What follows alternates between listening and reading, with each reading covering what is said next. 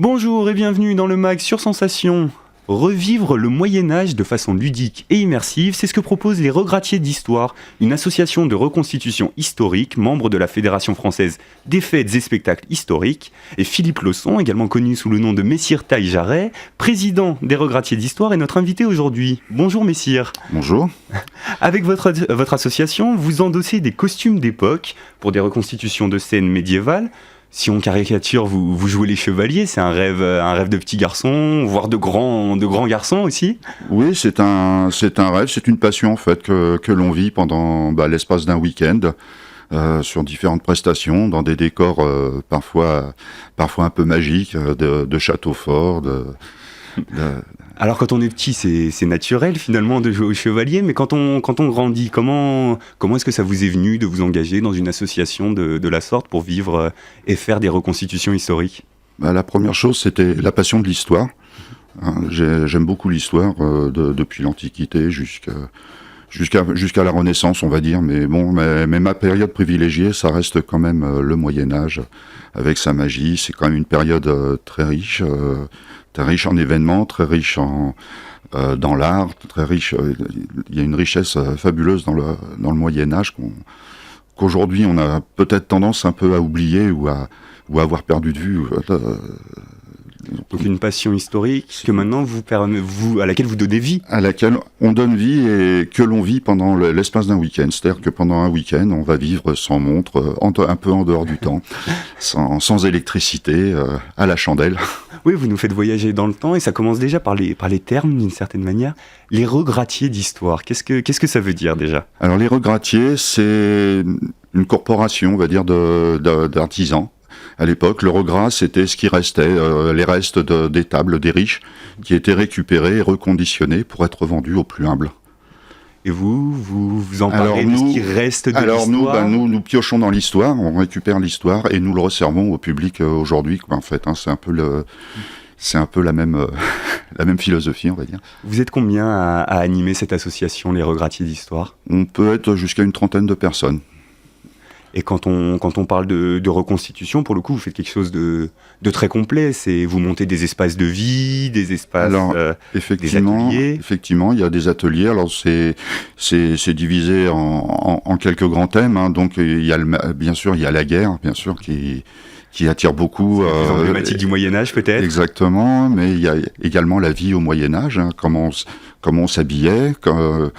Comment on cousait, comment on tissait la laine, la broderie. Comment on cuisinait. Il y a plein de choses. Comment on lavait son linge, pourquoi pas. L'hygiène corporelle, les jeux également. Comment on se divertissait au Moyen-Âge, la musique. Alors vous dites que vous faites ça du coup sur le cadre, sur un week-end. Dans quel cadre ? Quel est le type d'événements dans lesquels vous pouvez vous mettre en scène avec ces reconstitutions ? Souvent, nous sommes réclamés par des villes qui organisent des fêtes médiévales. Alors des villes où ça peut être aussi à l'intérieur d'un château, dans un lieu parfois public, parfois privé, ça, tout dépend. Et donc on cherche à remplir de troupes. Alors ça peut être de différentes périodes. Hein. Nous, notre période est plutôt basée sur le XVe siècle.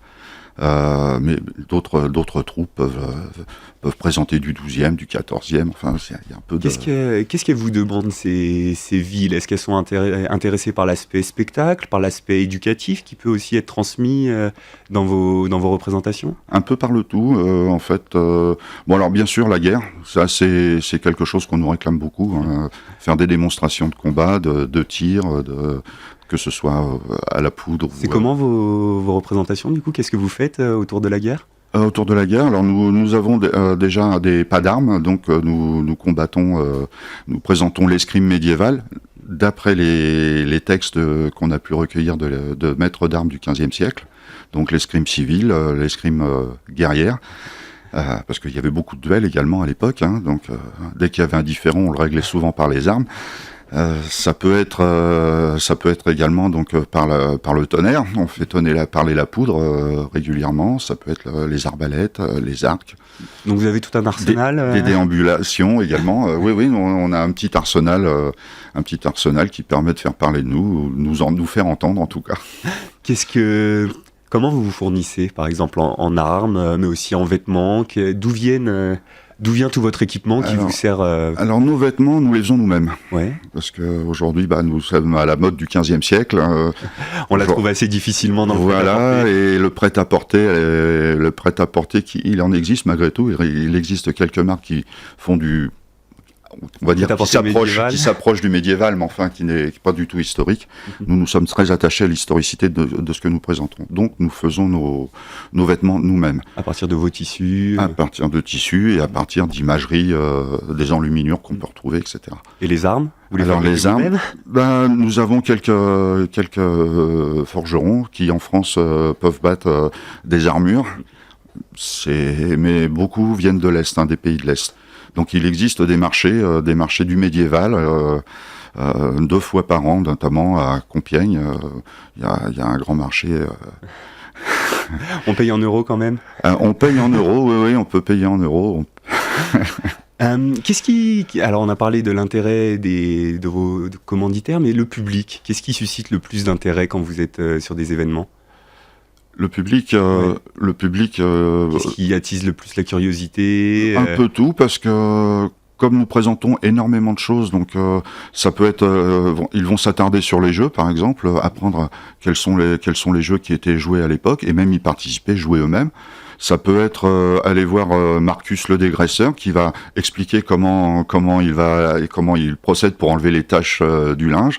Ça va être l'hygiène corporelle, ça va être les présentations des armes, faire porter, essayer des armes. On peut essayer des armes aussi. On peut essayer les armes, oui, bien sûr. Le but du jeu, c'est de démystifier. On a tendance à croire que les épées à l'époque pesaient très lourd. En fait, très difficile à manier. Et non, bien sûr que non. On nous a parlé d'épées de 10 kilos, c'est juste pas possible.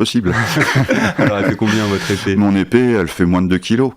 Elle fait moins de 2 kilos et c'est une épée, ce qu'on appelle une bâtarde, d'une main et demie. Donc on peut se battre à 2 mains, quoi, en fait, avec. Une épée de duel, du coup. Une épée de duel.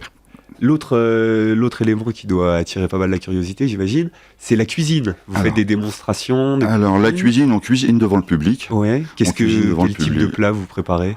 Beaucoup de choses. Qu'est-ce qui change par rapport à ce qu'on connaît? Alors la cuisine s'effectue déjà au feu de bois, puisque à la marmite, au chaudron, et on utilise, alors bien sûr, on n'utilise que les produits qui se faisaient à l'époque, donc pas de pommes de terre, pas de tomates. Voilà, donc on va remplacer ça par des lentilles, par des fèves, par des pois. La viande, tout est préparé avec des épices. On utilise beaucoup de cannelle, de gingembre. Oui, qu'est-ce qui distingue la cuisine? C'était quelque chose de très épicé, des plats en sauce, mijotés? Des plats en sauce assez mijotés, oui, avec beaucoup d'épices dedans, oui. Et qu'est-ce qu'on boit avec ça? Ce qu'on boit, du vin. Du vin. Alors bien sûr, on a le célèbre Hippocrate, peut-être, qu'on connaît, qui est un vin aux épices, parce que les vins à l'époque n'étaient pas de très très bonne tenue, et donc on mettait des épices dedans pour faire passer l'aigreur qu'il pouvait y avoir dedans, quoi. Comment est-ce que vous avez retrouvé toutes ces informations? Au travers d'écrits, il y a eu beaucoup d'écrits qui ont été faits à l'époque. J'imagine que vous devez faire un travail de recherche spécifique. On a un travail de recherche, oui, bien sûr. Et c'est facile, il y a des... Alors, parce que on sait, une partie de l'histoire nous est transmise, mais est-ce qu'on a des écrits, donc oui, sur la manière dont les gens se battaient, les recettes culinaires, c'est des documents faciles? Il y a les recettes de Taïwan, qui est un cuisinier du XIVe siècle, qui est de la fin du XIVe siècle, qui nous aide beaucoup, et on pioche dans toutes ces recettes pour préparer nos repas. Du coup, l'an prochain, en 2020, où est-ce qu'on peut vous suivre, c'est en construction. Pour l'instant, nous avons le château d'Arques-la-Bataille à côté de Dieppe, et puis vraisemblablement, nous irons à Crisol en début de... mais là, c'est ouvert au public, mais c'est plus un rassemblement de médiévistes autour de la guerre de 100 ans. Très bien. Voilà. On suivra toutes ces activités. Merci Philippe Lausson, président de l'association Regratiers d'Histoire, d'avoir été notre invité aujourd'hui. C'est avec grand plaisir. Cette émission est disponible en podcast audio et vidéo sur le site et sur l'application Radio Sensation. À très bientôt. À bientôt.